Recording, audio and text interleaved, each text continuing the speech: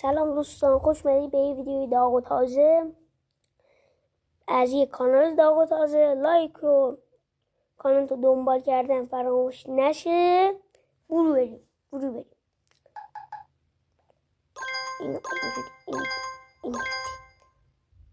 خب این شد زیر دست این شاهه، این شاهه نابیه.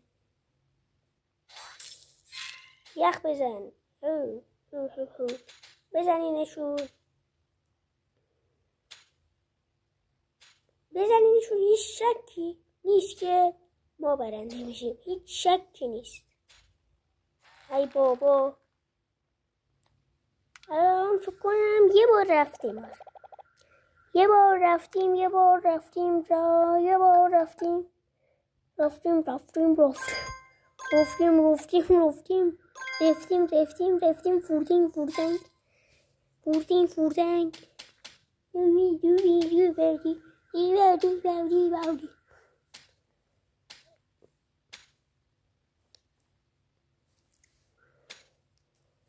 من 100% باختم. به احتمال 100% این من باختم، این برده.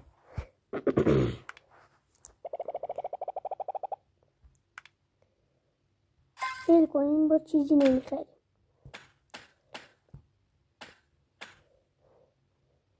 بلو بلو بلو بلو بلو بلو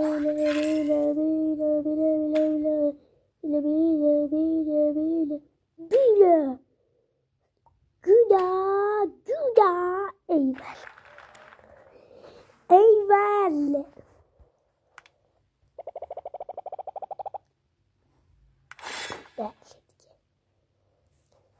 ایول ول دو تا از این بذاریم، تبدیل به این میکنیم. این میشه نوک قد حمله.